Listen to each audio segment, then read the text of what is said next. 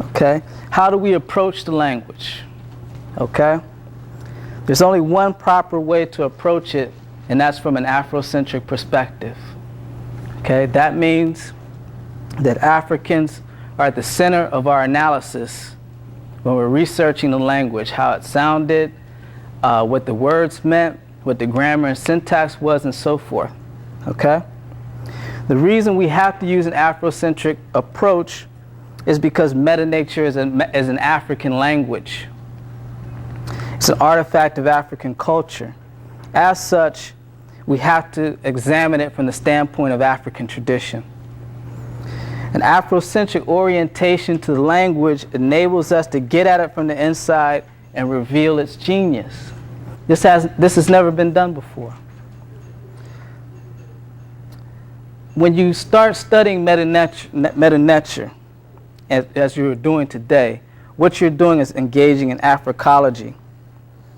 And by Africology, we don't just mean studying black people. We mean the Afrocentric study of black people. That implies that we have a methodology, that we have methods that we accept as a community, okay, as a scholarly community, and that enables us to get to the genius of the language, all right? The difference between Africology and the way the language is studied now under Egyptology is that they approach it from a European perspective. Okay, they try to relate it to Europe, the symbols, they try to find symbols that match the symbols in Netcher for something you might find in Europe. And they have problems because they're not in Europe. Okay? Dr. Asante has written that we have to maintain the centrality of the African experience and the primacy of the classical tradition. Okay? Now, this is where we start. This is your first assumption. We call it Diopian unity. D-I-O-P-I-A-N, unity. Okay? What that means and the significance of it is that it's possible for us to identify and compare the genius of Kemet with Africa today, with contemporary Africa. And that's for two reasons. One, because of the breadth and the depth of Kemetic influence throughout the continent. Okay? Secondly, because of the relatively stable character of traditional African society and philosophical continuity. All right? Once we understand that, we can go to the continent and find answers for mysteries that have yet to be solved. Why haven't these mysteries been solved? Because people didn't know where to look. They were looking in France or Norway when they should have been looking in Nigeria or Mali for the answers. And that's where we're going to find some of them. All right? In particular, you should investigate Yoruba and Dogon sources for comparative analysis. Okay, by that I mean you have to know what the culture was. You have to know what the cultural context of the language is. All right? On your reading list, I've given you 3 books. 2 dealing with the Dogon by Griol and Dieterlen, and 1 on Yoruba by Fatumbi. Now, these aren't the only African sources. There's Akan, there's Hausa. These just happen to be the most accessible in terms of the books that we can get here. Okay? Reason we go to Yoruba, to black people in Africa, is that Sheikh Anta Diop, a great scholar, has shown us that African cosmologies are so similar to Egypt. By cosmology, we mean the study of the cosmos, that they are often complementary. To understand certain Egyptian concepts, you have to refer to the black world. That's why, as part of your study, I've put books like Malidoma Some, of Water and Spirit. You have to understand what initiation is about, what ritual is about. All right? Once you understand that, concepts will literally jump out at you, okay? You will be able to solve problems that have existed for Egyptologists for 100 years, all right? And we all can do it. This isn't something that only an ivory tower specialist can do. In fact, you have to immerse yourself in the black experience to be able to do it, okay? Dr. Asante has also written that ancient Kemet stands to the Yoruba, Akan, Shona, and African Americans like the step pyramid of Djoser stands in relationship to all other pyramids, first and prototypical, okay? Now, particularly Yoruba is interesting. There is a king of the North American Yoruba here by the name of Osejiman Adefumi, who has stated that Yoruba religion is the rainforest version of the ancient Egyptian mystery system.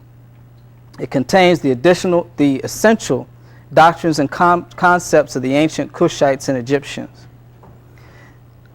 Now, why does West Africa have all these Egyptian concepts?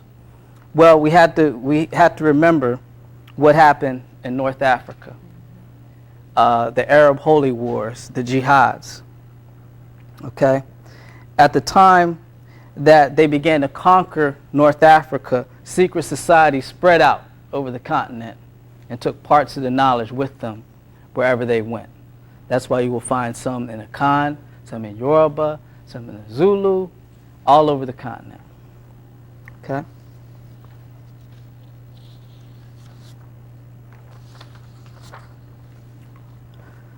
By the way, I hope you don't mind, but it helps me if I have a little music while I talk. Okay, Yoruba religion, Ifa, is a vast cultural reservoir of Kemet. For example, the Kemet principle of Mat is a fundamental concept for understanding Kemetic philosophy and spirituality. Dr. Asante tells us Ifa is Matic. One cannot believe in Mat and not understand that Ifa comes from the same source. In fact, the deified Yoruba prophet Ifa is cognate or equivalent to the Egyptian or Kemetic deity If-Ra. Okay? The name If-Ra literally means the flesh of Ra, the flesh of God. He is the incarnation of the principle of light. The first Odu of Ifa, first sacred verse of Ifa, also incarnates the light that illuminates both the physical and spiritual universe. All right, Dogon society, the Dogon people of Mali, is another rich resource for comparative study. Like the initiates of ancient Kemet, the Dogon are scientists and priests, both at the same time, and thus concerned with both the physical and metaphysical realities of the universe. A key principle of Dogon cosmogony, their beliefs as to the origin of the universe, is that the ancestors of humanity are the sons of a sacrificed Namo. This Namo was a fish, as you can see on the blackboard, okay, that was sacrificed to heaven for the purification and organization of the universe. This actually happens to fit in with our idea of scientific evolution, that original life came from the oceans and evolved into men. According to the Dogon, the Namo resurrected in human form and descended to earth on an ark with the ancestors of man, created from the substance of his placenta. It took on its first form again, gave birth to numerous offspring, and resided in the waters ever since. The meaning of Namo is the master of water and the word. Okay? Namo is cognate or equivalent to Nim in Kemet. Those are the consonants, NM, which as you can see means to swim or to flow. Okay? If any of you know about when people talk about rap today, or hip hop, they talk about flowing, the mastery of the word. All right, so at the same time we're talking about the same concept in West Africa and Northeast Africa. All right. If you look underneath the definition, I've put blanks where the vowels would go. All right. As you can see, if it's perfectly with Namo, you put 2 O's in there, and you have the same thing. All right. These are the keys to how we learn to pronounce ancient Kemetic language, Medu Netcher. Okay. The initiation system of the Dogon also illuminates the esoteric context in which we should examine Medu Netcher. These are the words of God. This is the speech of God. These aren't ordinary words. Okay? The backbone of African religion is a process of initiation, training, and ritual, through which novices gain knowledge of the spirits and of ritual practice. Okay? Since the Dogon's principles of initiation are analogous to the lost mystery system of ancient Kemet, they suggest that we can't just literally look at Medu Netcher and think it would be adequate to reach deep thought. And by that I mean there are hidden meanings to the glyphs. Even after you've mastered the language, which you have to do, the linguistics, the grammar, there's still another level, an initiation level. In the Dogon world, initiates had 4 levels of what they call the word or knowledge. The first level was called the foreword, and that was basically where you would find out a simple myth, but you would not know how it connected to science or reality. All right. The second level was the side word, in which you were explained deeper parts of rituals and myths, and how it fit with the cosmos and culture. Okay. Then a higher level even was the side word. All right. At this point, you start to unify your knowledge. Not only do you know about these individual things, you know how everything connects together. Okay, you begin to master knowledge. You begin to become a sage. And in the final level, the highest level, of course, is the clear word. All right? At the level of the clear word, there is no distortion. You have actually unified all knowledge, and you understand everything from the origin of the universe to creation of humankind itself. Okay? That's what we're really here to do. On the other hand, the Egyptologists can never get beyond the simple level because they take a literal approach. They don't know how to deal with the symbols. All right? If you don't know how to deal with the symbols, and if you approach them literally, it won't make any sense to you. And then people will say, oh, it's primitive or it's childish because they don't understand it. All right? But it really only reflects their own ignorance. All right? So what you have to do is think like an ancient scribe. Think like they did. I call this a cyclical path. By that I mean we're not using linear thinking. We're not thinking of time as we understand. We're not thinking of time in terms of watches. We're thinking of seasons that cyclically repeat themselves. Okay? We get deep into the head of a traditional African priest. One of the ways to do that is to read a book like Maladoma's book, where you can actually begin to feel the experience. Okay?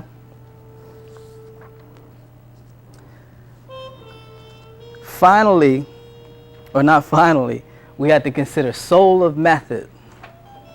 You have to have soul to interpret it. If you don't have soul, it won't make any sense to you. What do I mean by soul? I mean you have to have some rhythm. You have to understand that we're not just analyzing this thing. We're putting this together to create knowledge. Okay?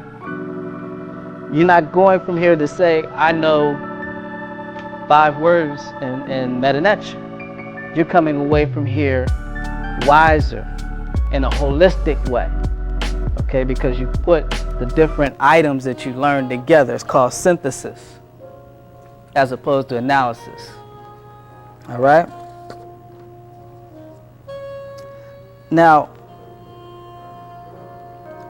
the difference between European research on Netcher, or Egypt in general, and Africology is that their aim is to analyze it, to break it apart, to fragment it, to microanalyze it, to see what pottery goes with what vase. Okay, now there's a place for that, but the aim of Africology is analysis for the purpose of synthesis, meaning we only break things down so we can understand them and put together the whole. Okay?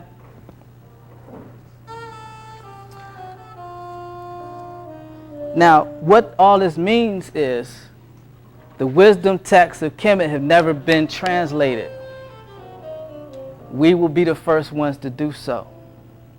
Okay?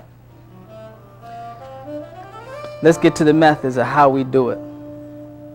Method number 1, sciencing.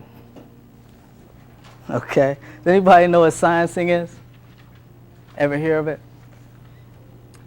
Sciencing, in the way most people understand it, is, for example, say I wanted to science the word community. And I said, well, community means come-unity. Okay? I play with the words. I play with the elements of the word to try to generate meaning from it. Okay? Negro. I never get higher than my Negroes. Okay? This is sciencing. Malcolm had Malcolm's idea of a Negro was a necro. Dead, meaning death. Okay? This is sciencing. Now here, by the way, sciencing, the origin of sciencing was the Moorish Science Temple, a nationalist religion that was formed in 1914. Okay?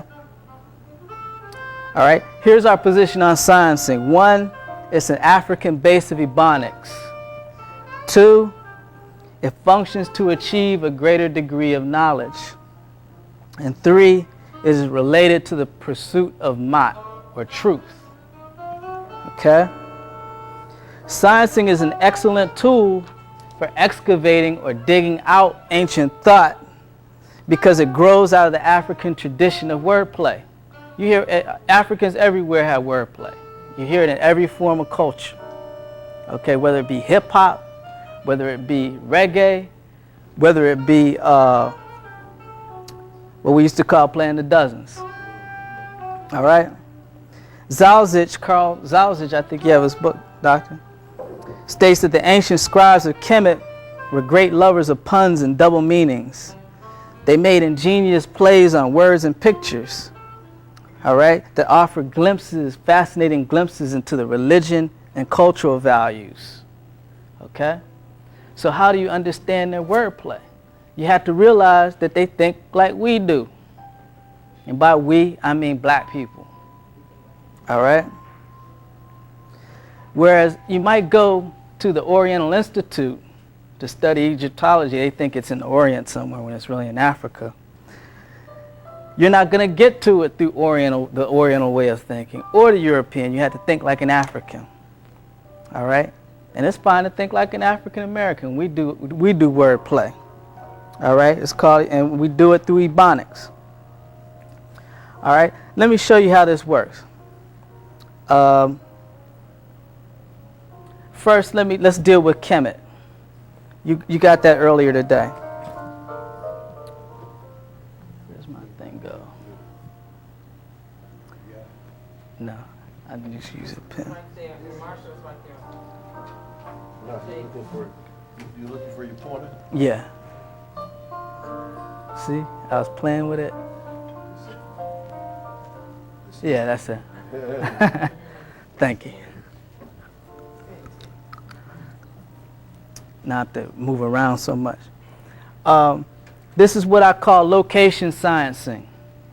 All right? Every symbol in that glyph means something. All right? You already found out this morning. The first sign is charcoal. It's carbon. It's carbonized wood. It's as black can get. It's jet black. It's ebony black. Black, blue black. Right? That's how they play. Okay? And they're putting it right up front. Say, look, it's black. All right? They had to tell people because they knew people were going to get it wrong, right? Now, the middle, you have an owl. All right? Now, the first symbol is Kim, right?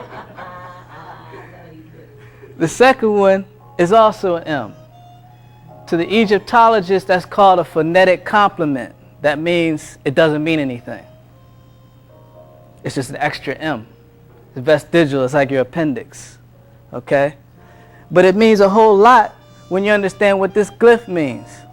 This means black, and that means community. And in this context of the state or the whole country of Kemet, the community was a nation. It means black nation. Okay? That's why they want you to believe it says black soil when it doesn't. What's black soil? Fertilizer. But what's this mean? This means ancient black civilization. Okay? Don't let anybody tell you Europeans defined us as black people. We define ourselves as black people first. Why? What's the owl represent? Not in terms of letter, but your understanding of the symbol owl, when you see the symbol of an owl. Wisdom. And where is it? Where's the owl placed in the glyph? So what does that mean?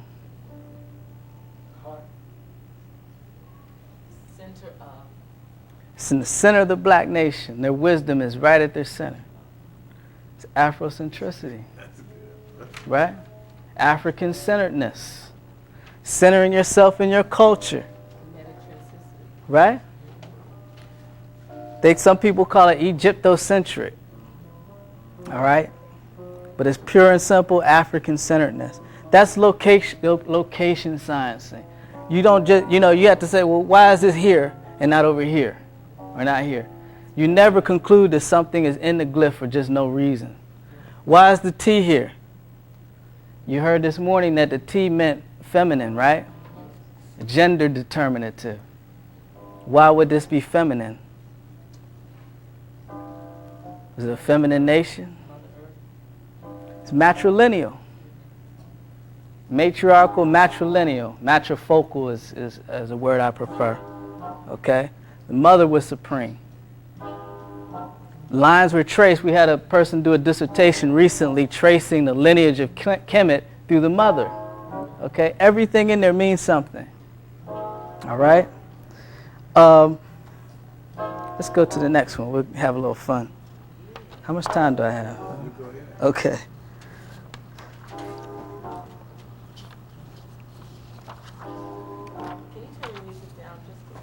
Sure.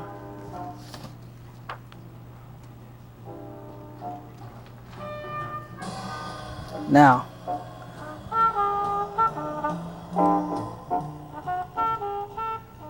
this is the idea I had at 4 this morning. This is what I call, now this is called metathetical sciencing. METATHETICAL. Okay? What does that mean? That means transposition or inverting the symbols, right? So we go from a ba to a ab. We go from a ak to a ka, right? If you understand this chart, you understand everything you need to know about the human physical and spiritual body. Okay? Why? Who knows what the ba is? Soul. The soul. And what's the ab? The heart. What's the ak?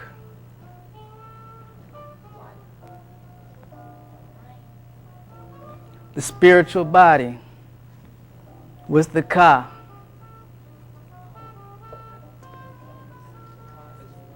That's right, the physical body. See, he figured out the secret. That what they would do is give the complement or the opposite in the reverse. Okay? So the Ak is a spiritual body, the Ka is a physical body. Now why would the physical body have a fish? This is a fish and a gland. Can anybody think of why? Embryonic change. Embryonic change. Look at these fish over here. The Dhammo is the ancestor of man, right? What are we made of? 98% water. Okay? The gland represents a cellular structure or organ. We're an organism, physically. We're flesh made out of water. All right? Our ancestor came from the water. All right? But what's the spiritual body made of? If the physical is made of water, what's the spiritual made of? Air. No. It actually tells you in the glyph. Light. That's it. Energy. Sunlight, Ra. Okay? So whereas our physical body is water, our spiritual body is light. Pure light. In fact, you can see the sunbeams. This is a representation of Ra, showing you that the rays that compose your spiritual body. Okay? What's this? It's on your, that's right. It's the placenta. It's birth. Okay? And you see the spiral here. What, It can be that. Formation, would that be the direction the circulation would be going? It could be that too.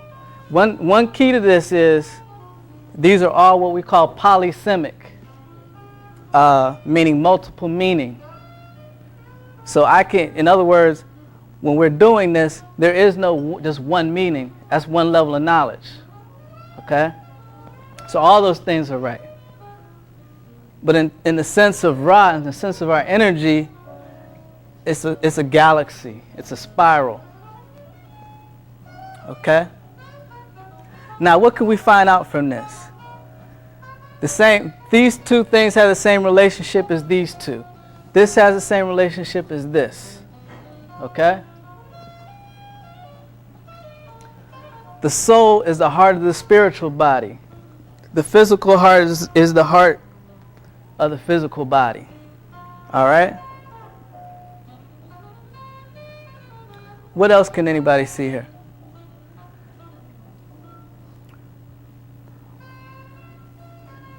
I'm going to leave that up because I don't want to go through everything just yet.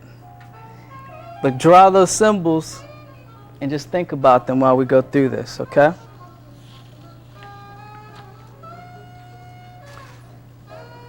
Let me hit one more thing in there.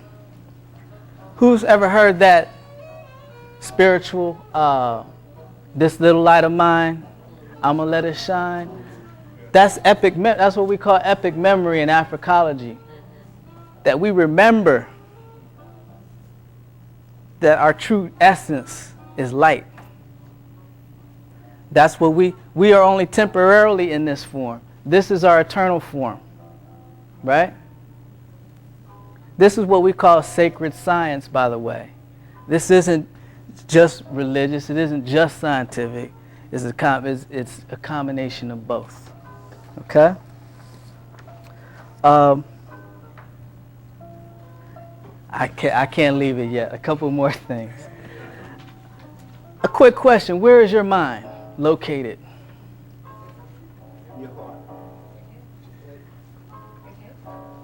Your heart. Your mind is in your brain, or your... Dr. Burton says your heart. In your heart. You say it's in your head. Taharka? I think it's everything. I think it's the whole body in relationship to everything around it. Okay.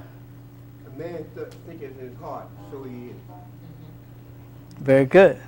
Fabanwo. Very good. I think I recall, I mean, I don't know Netcher obviously, but there was a glyph, and maybe Baba knows about it, that had on it, my heart, my mother, my heart, my mother. Mm-hmm. In other words, Right. on the day of the judgment, do not forsake me, tell. That's right. Give me witness. Did they mean this heart, do you think? No, not What heart? necessarily the physical, but the What's the spiritual heart? Mhm. What is it? Your soul. Right. Okay. Your wisdom is not in your physical body. Your mind is not encased in your brain. It's up here, Jehudi. Your wisdom, this represents the God Jehudi, the God of wisdom. It's telling you that your wisdom is in your eternal spiritual body, okay, which operates your physical body, okay? Just like the Ba makes the heart pump. What makes your heart pump? Nobody knows because they don't know about the Ba, okay? Other thing, this is confined to the earth. This is confined to the earth. The spiritual body can fly, obviously, at light speed. Okay?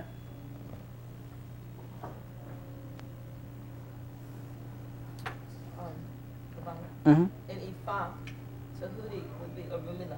That's right. So Arumila is, like from here, I would say like giving is in charge of everything, of all speech and feeling, knowledge. That's right. So I come from the light, I'm giving the light. Very good. Because we are the light. And Arumala incarnated in flesh as a son of Ra, as Ra, and then went back to this form. Okay? Now, another question for you is, why does the soul have a head on it? If the soul is your heart, why does it have a head on it? On a bird at that. Okay, I'll leave that. Hmm? The head No. leads the...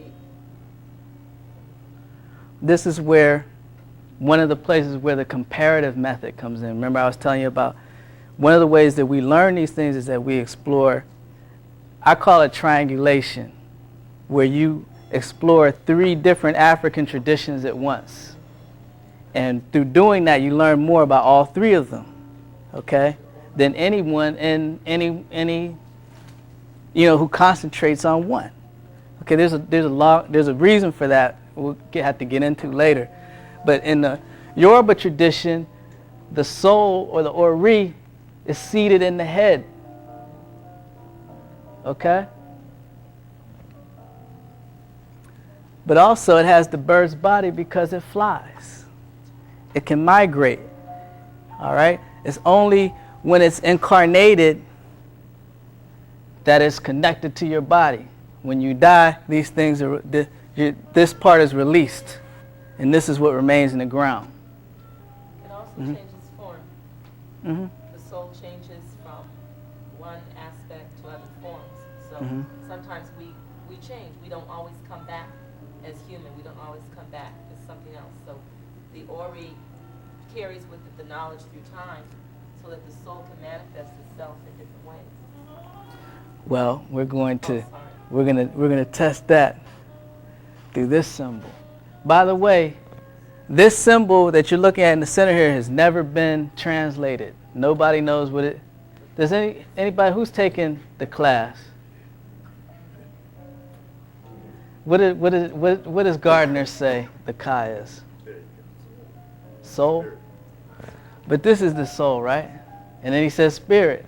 But this is the spirit. So what's the Ka? They don't know. Now the significance of this is that you ever hear the Book of the Dead? Well, once you know how to translate it, once you know these methods, you'll know that it's the book of resurrection. Okay? It's not dead. It's showing people how to restore life. And those books were written to the Ka. You'd be buried with it. Okay? And it would be sealed in a papyrus roll, and on the seal it would say, to the Ka of Mansa or Nzinga. So it's critical for us to know what the ka is. Okay? Fabanwo, could you go over the meanings of each of the Okay. The soul, which is the heart of the spiritual body. Okay? This is the physical body and the physical heart. And Dr. Burton was right, and the others who talked about intelligence of the heart. Okay, that was the standard in chem. It wasn't intelligence of the brain. If your brain controls everything you do, then you're not being operated by the spirit, but by lower drives, like greed, vulgar careerism, petty, well, that was enough. But the ba is the heart of the spiritual soul. So when they say intelligence of the heart, they're saying use your soul. You got intelligence in your soul. All right? That's what directs your physical organs, including your brain. All right? So you cannot separate them. Okay? The reason that this metathetical method works is because the way they thought, they always associated, or most nearly always associated, a concept with its inverse. So to understand the ab, you have to understand the ba, and vice versa. Just like to understand time, you have to understand space. One can't exist without the other. All right? Now, next method, delinking. You will have to learn how to delink, because many of the books that are even on the list I gave you most of them were written by Europeans. The reason for that is that for the past 100 years, they've been the ones who had done the archaeological work and who made the first translations and who took all the monuments and papyri, and they're in University of Pennsylvania, London, British Museum, the Louvre, private museums all over the place. So part of our job is we will have to retranslate things that have already so-called been translated. But we know that they haven't reached beyond the first level of initiation, which is the simple word. Very simplistic. That's why they don't understand. You're not going to see this in a book, because they cannot. This requires a different kind of thought. Say, well, does this make linear sense? You have to think differently. You have to think symbolically. Okay? How can this at once be a galaxy and be an umbilical cord and be? It can. Okay? It's no problem. All right? Now, the other thing that you will learn about this method is this is a method for generating clues. Okay? Once you generate the clue, then you go to confirm or not confirm the clue. In other words, if I say this suggests to me that we're made of water, if I go and try to and look at scientific work, and they say, no, you're composed of something else, then I had to go back and say, well, wait a minute, okay?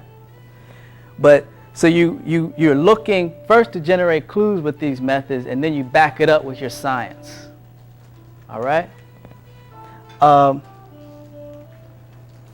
One of the interesting mysteries of medicine is how the heart works. It's what they call recursive. It just keeps beating for no apparent reason. What's driving? What force is it? Okay?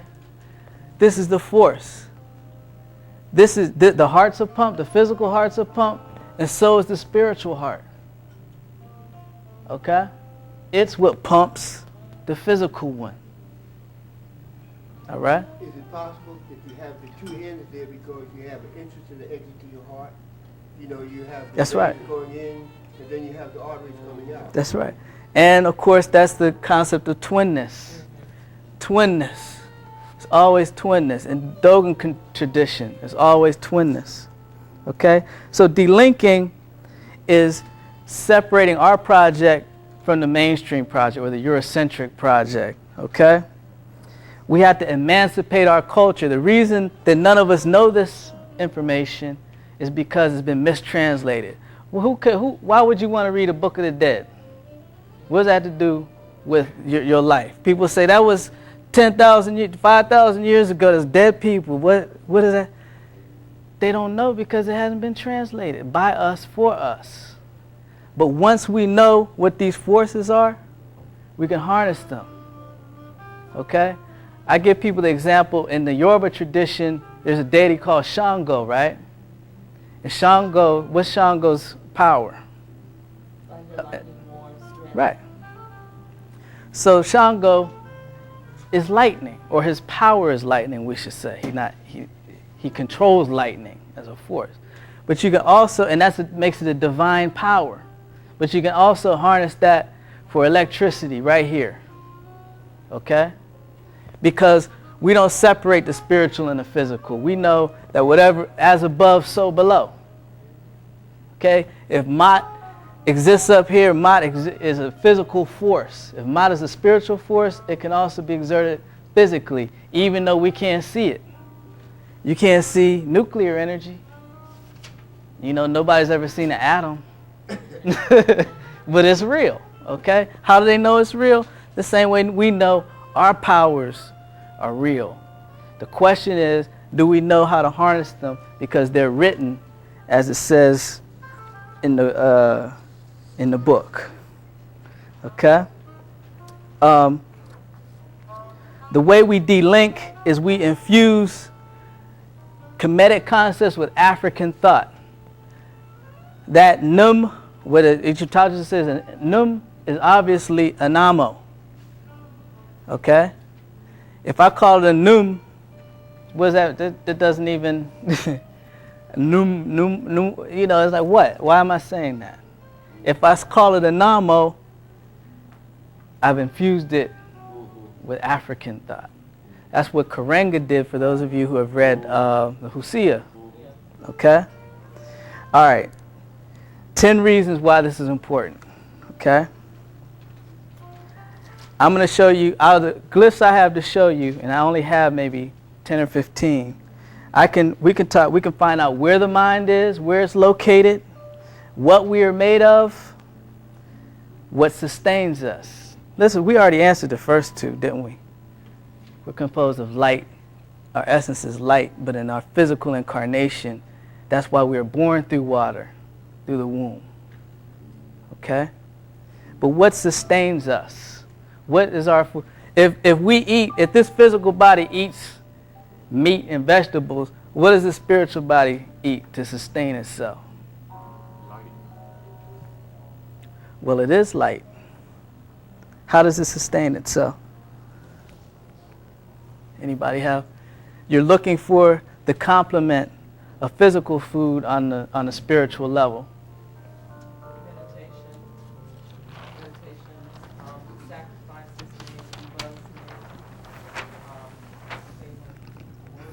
But why do you do those things? In terms of Kemetic thought, rituals. You do it to preserve Mot.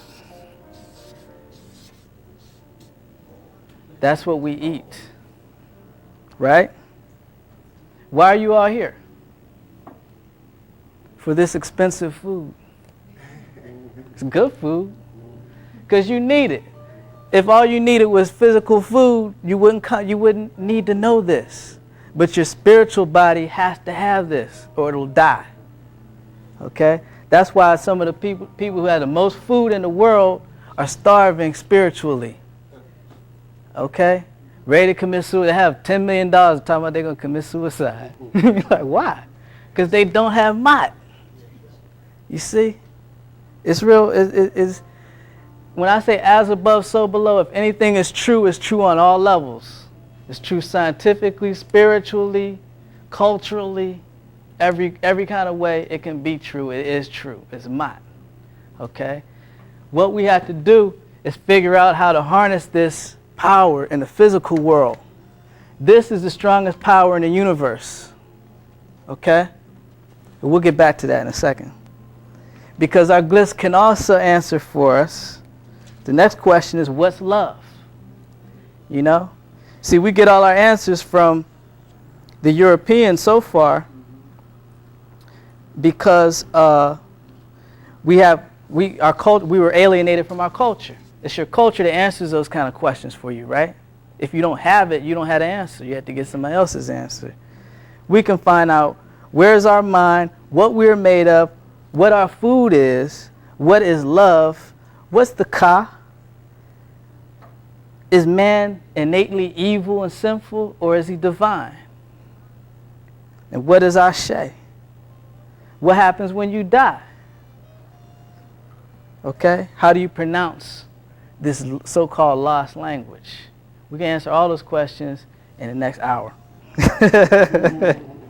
Okay? Let me see, what do I go to first? Let's answer what the ka is, because that's very important. Notice this location. You've already learned the location sciencing method. Where is it located here? All right? And look, it's right between the physical and the spiritual, right? So it's acting as a gate, right? Back and forth. And why is his hands up like this? All right? It's almost like it's pulling down the spiritual body into the physical incarnation, right? Okay? Now, the only way to answer this question is to look at Dogon thought, at Dogon religion. Dr. Asante graciously lent me his only copy of The Pale Fox. It's very hard to get hold of. And almost immediately, it clicked what it is. The problem, the reason that we couldn't figure out what it was is there's no word for it in English. There's no word for it in English. The word for it is Yala. Okay?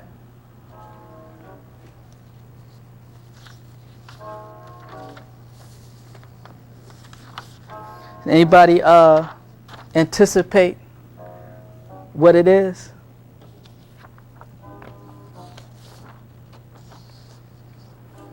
Okay? Physically, let's deal with the physical level first. What is this bone? What's this bone right here called in your body? Elbow. No? Right through here. Oh, scapula. The clavicle. It represents the clavicle.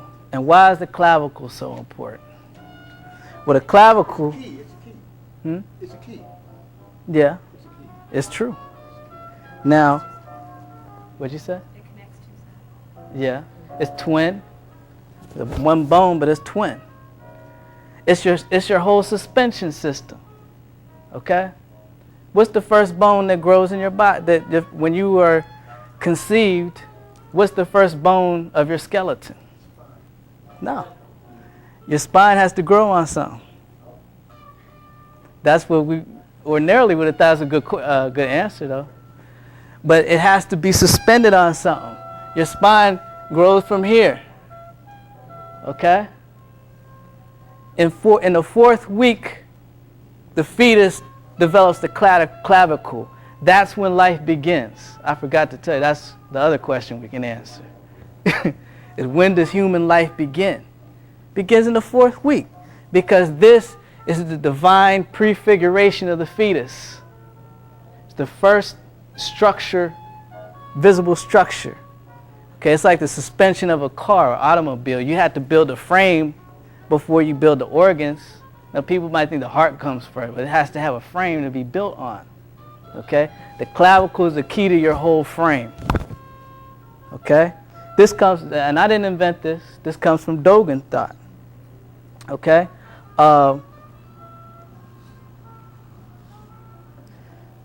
Now, the Dogon call this sign a Yala. And why? Because they have a proverb that says, when a woman's belly stirs, it is said that the woman's womb has drawn the child. Okay? And look, remember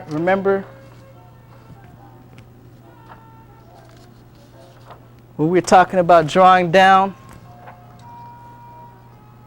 The woman's womb is actually drawing down a light beam into the waters of her womb. Her womb becomes magnetized, and draws the spiritual body in. Okay? Life begins when this sign forms in your fetus. In your womb. All right? This changes even all ideas of law. Okay? One of the key questions of this country we live in is Roe versus Wade and so forth. When does life begin? It begins in the 4th week. That's when it begins. When this sign forms, when that clavicle forms, that's the divine image of God. Okay? It's the first one. Now in the Dogon, we're going to turn it down a little bit. In Dogon thought, there are 3 signs. Okay, this is the first sign, the Yala. Okay? Is everybody following me so far? Yes, yes. Okay.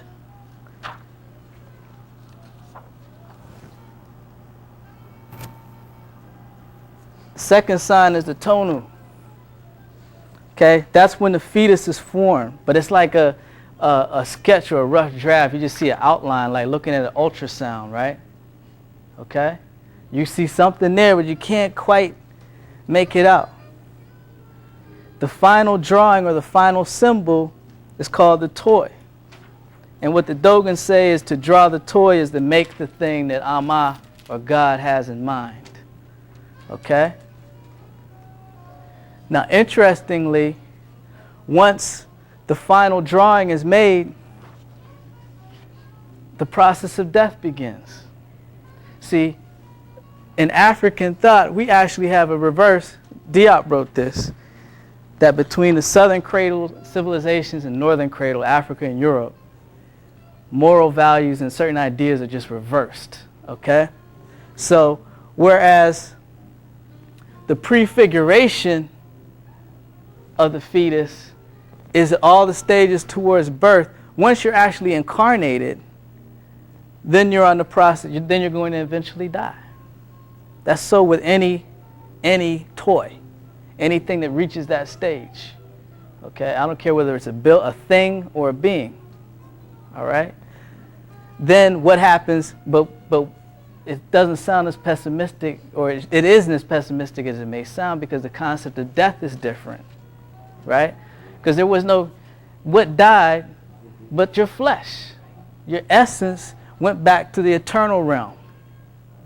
Okay, but left the car here. That's why the book of resurrection is written to your car. Okay? So that when it's time for you to decide to come back, for your soul to decide to come back, it would take its own unique car, its own form, or recognize its own form. Okay? Now, why is it, would they believe that a woman could draw down light, draw down a spirit? Remember, the spirit's moving at light speed. Okay? In Kemetic cosmogony, the ancestral realm was in the star system of Orion. All right? But it's nothing for star beings to travel through space. Okay? We'll have to get into what creates the magnetism. Okay, is this pretty much clear? Okay.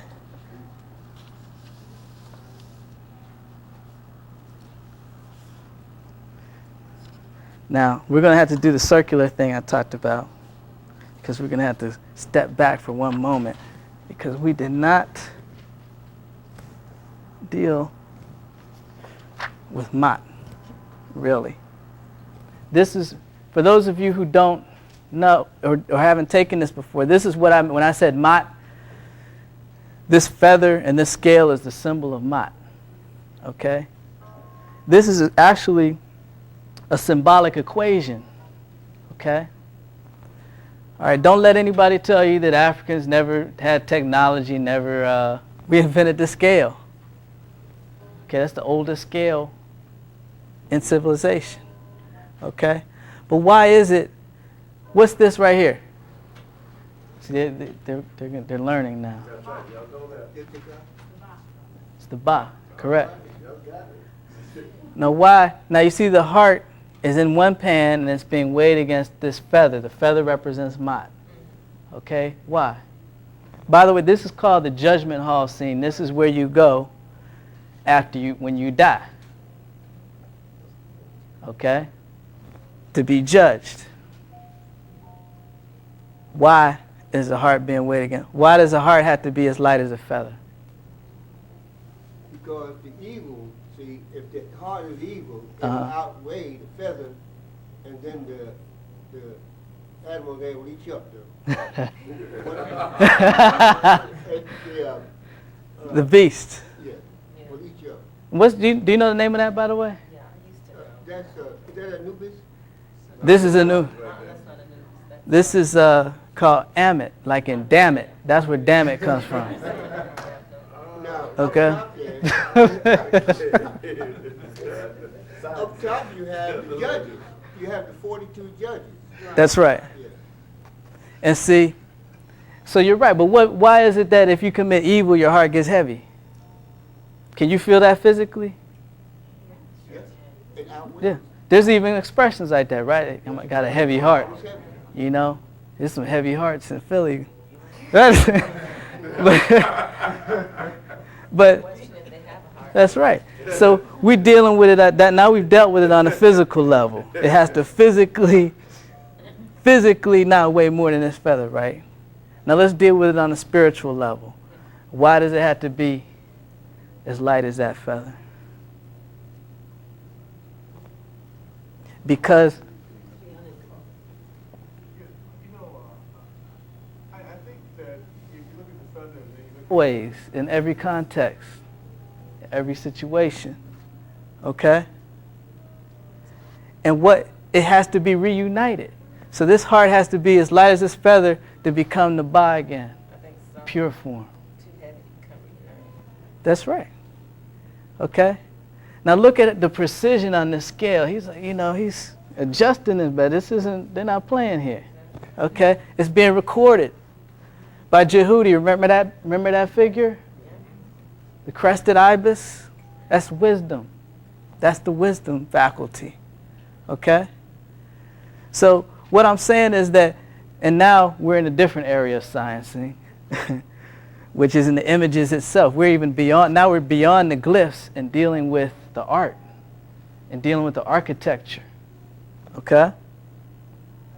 But you can actually make an equation out of this, a mathematical equation.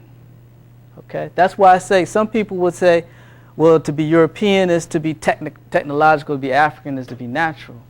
We're all of that. Okay? We invented all of this stuff. Okay? Even Dr. Burton's specialty is etymology. Okay? And we're saying all what we're dealing with is the roots of words. But they'll never take the root back to here. They'll take the root to Greece. You're not going to look at in any dictionary and see Nim, something came from Nim. No. Why? Because they had to alienate. If you know this, you could use the force. It's actually a force field. What else is this telling you about the relationship of Ma'at, your soul and your heart? That they all belong to Ma'at. That's why this is what we eat. Okay? Because you have to not just, Ma'at is not just the moral. People say Ma'at means truth, right? Like a moral principle. Yeah, it means that. But it means you also you don't just speak it, you be it, you eat it, you live it. Every way that's how a true civilization is built. If it doesn't have this, it's not civilization. Okay? That is where we moved away from center, when we moved away from Ma'at. To bring us back, we have to recover not only spiritually this power, but physically. If this is the most powerful force in the universe, then why can't we harness it? If Benjamin Franklin could fly a kite and harness Shango, how come we can't harness Ma'at? Theoretically. Yeah. Yeah. Is that a baboon? Yes.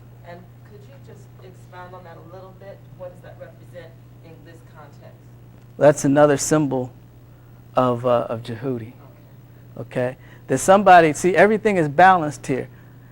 The Greeks call this figure Anubis, but it's Ampu in meta nature. Okay? But, you know, he's being checked out over here. Balance and counterbalance. Okay? He might have his thumb on the scale. We don't know. So he got his own representatives over here. All right? Sure is right. Yeah. You know, that's very interesting because one of the things I understand when I took courses like that science, like in African governments, everything had a balance and a representative. That's right. Everybody was represented, and it's very interesting. Like the Europeans and everybody else really understood like those models. That's right. Yeah. And it's just interesting that that you bring it up here because it makes me think that it's really a continuation. If you look at the governments that you have in African civilizations, they're still reenacting the balanced representation of spirit with physical. But you know the sad thing, I don't think they know it. Well, the traditional government would be what we call bicameral. Okay? Twinness is a basic principle of traditional African thought, that balance. Okay, male, female, right, left. The whole idea was that the whole meaning of life was to keep and restore harmony. To have harmony, there's always a tension against harmony, right? So the meaning of our lives would be to restore harmony. Okay, that's why we do what we do. Okay. Yes. I may be off, but what about the angels? I don't see angels. I'm close to somebody who is seeing. Angels. Now, my pastor said they come to punish one of the pastors, enemy, to sort of help us. Well, Can you get into that? I think that's what I call, that's the first word. You know what I'm saying? In other words, we are told a certain level of mythology that is grounded in truth, but it's not enough for us to really understand what it is. Like I could explain all of this to you if you were a different audience in what I call the first word. Okay? And I would just tell you the myth of Jehudi and a lot of things that wouldn't make sense to you. But what we're talking about scientifically is that you can call on forces of nature. That's why it's important. Where did I put that? We didn't even do that, did we? This will answer your question. Now, to answer her question, we're going to have to use the vowelization sciencing method. Okay? We're going to put vowels in here. Okay, what this what'd you say, ease? Okay. Does that sound right? Netcher? Does that do anything for anybody? Nature. You got it. Because the gods, the angels, the divinities, this is what Christians call angels, are forces of nature, scientifically. Ma'at is an angel. Ma'at is a black woman. Okay? That is her.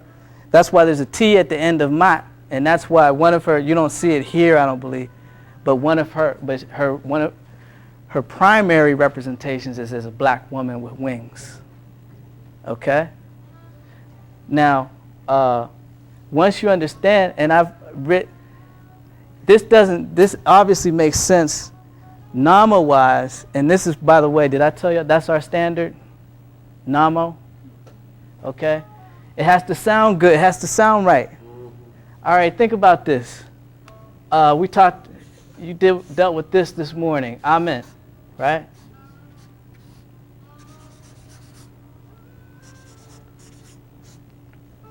How you pronounce that?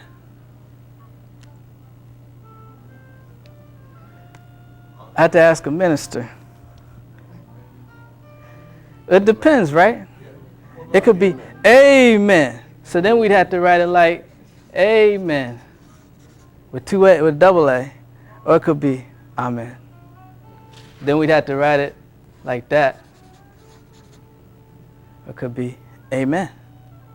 you know, then we'd have to write it like that. But that's what, if we were to reproduce Ebonics for people 2,000 years from now, we couldn't use vowels. Because if you said, how you say, how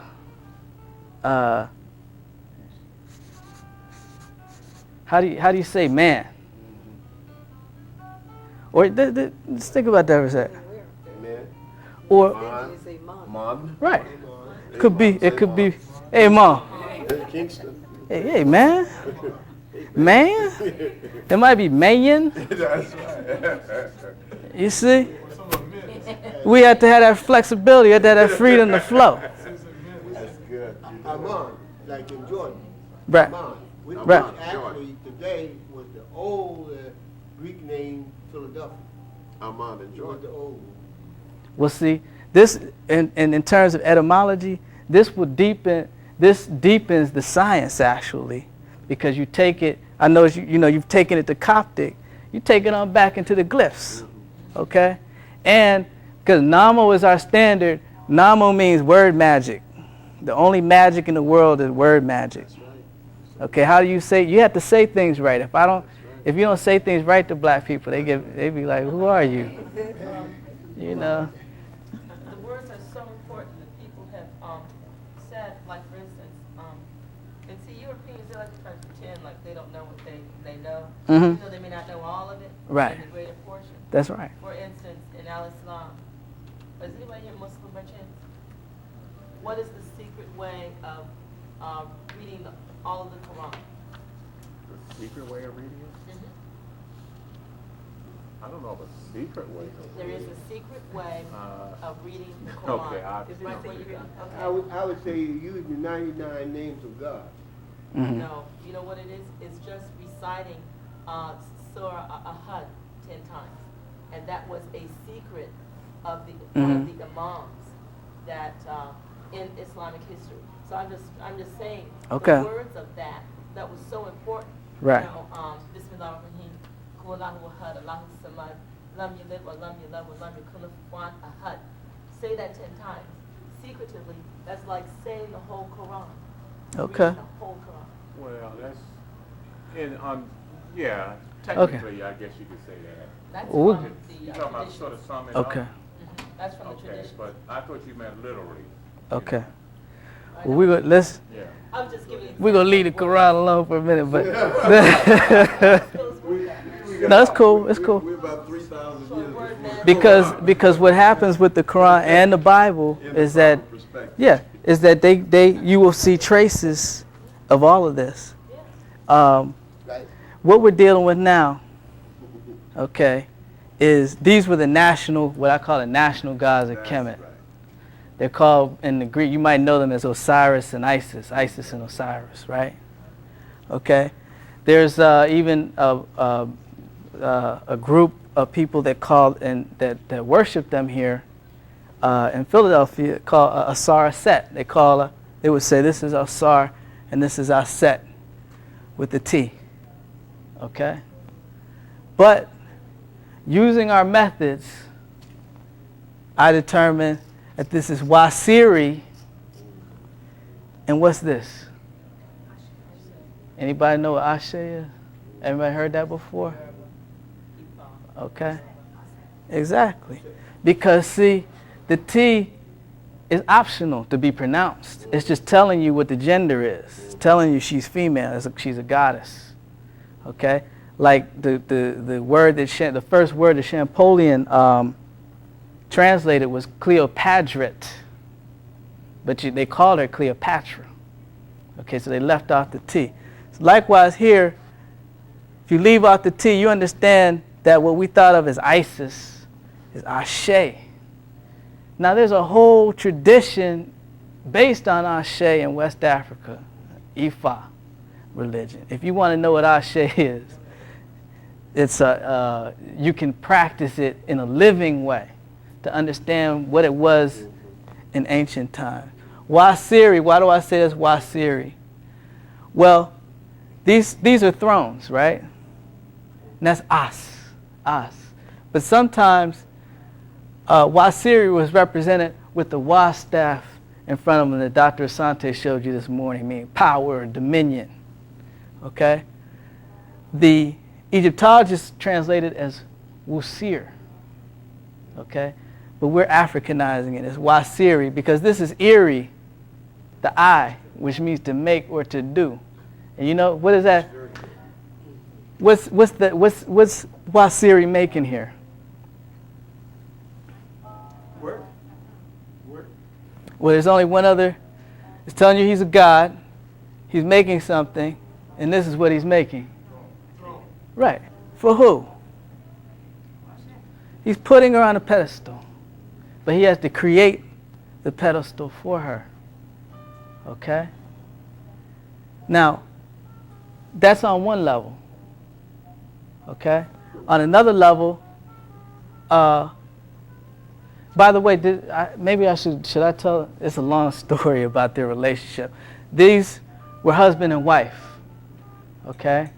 And from them came the people of Kemet. Wasiri brought law and a system of spiritual cultivation, the principles of Mat.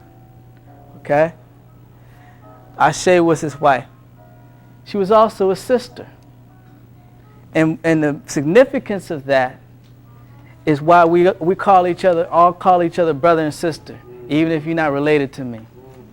You know what I'm saying? Because every black woman is every black man's sister. Okay? Even my wife's a sister. You see? Now, anybody know what this is? Associate this object with the woman, the divine woman. Close. It's the egg. Okay? It's the egg. Now, what's the relation? This actually tells you what the entire relationship between black men and black women should be, according to classical thought. Okay? You got this morning. Mary. It should be a state of expanding joy. Expanding, That was good.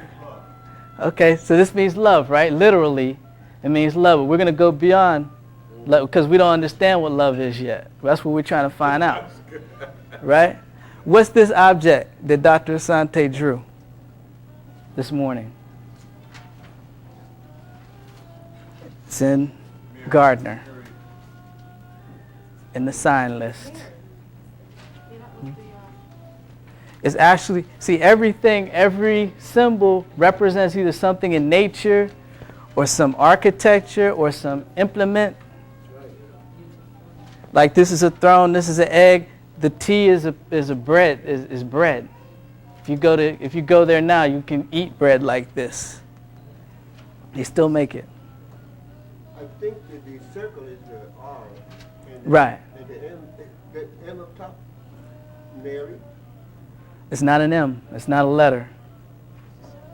This, by the way, the R is the lips, is the mouth. Okay?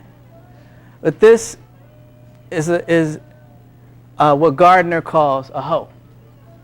It's a hoe. Okay? A cultivator. You know, y'all are from the city. Okay. No, a hoe, this is what you do. You ever do, you know? You're talking to Ebonic speakers. Yeah. And you get the stones out, and my daughter knows how to do this. And weeds. You cultivate the ground, right? It's a cultivator. So what is love? It's got to be cultivated. There ain't no love. I mean, love, if it's not cultivated, it's not love, according to classical thought. Okay? This is the relationship. So what's he doing? This means to do. He's cultivating. What's Ashe? What's he cultivating? To answer that, we have to go to the book of Tahotep, if I can find it.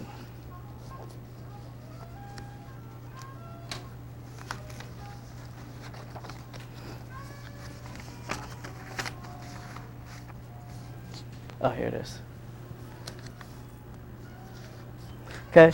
The book of Tahotep contained a moral wisdom, had moral teachings about, how you should raise your children and relationships with people.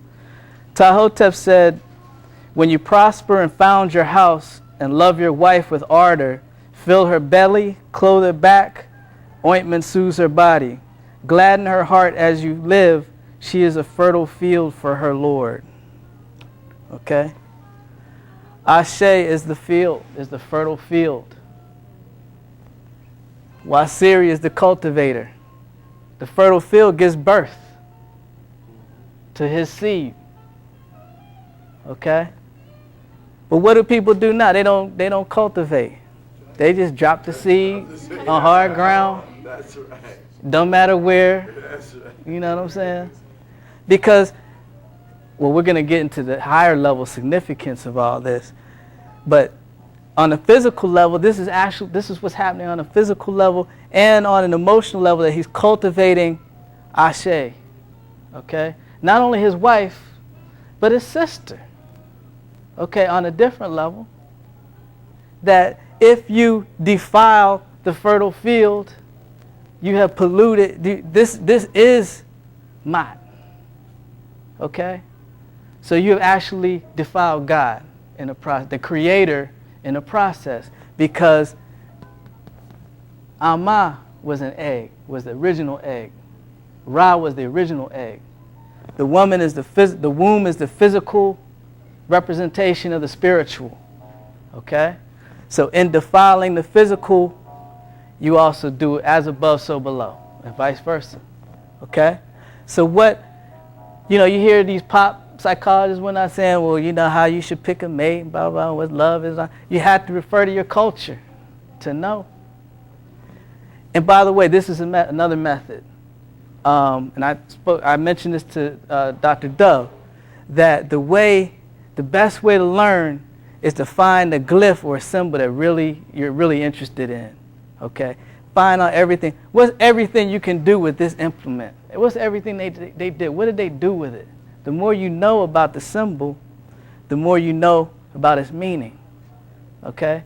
The more you know about a heart, the more you know about the soul. The more you know about the physical heart, now you can, by metaphor and by symbolic reasoning, understand what's happening on the spiritual level. Okay? So that's one way to study. Now, by the way, you could write, Dr. Maulana Karenga wrote an 800-page thesis on one symbol. One symbol. 800 pages. This is a whole, you could write volumes on this, okay? If you appreciate it, if you draw it, if you meditate on it, if you examine it scientifically, okay? It tells you a lot about creation, okay?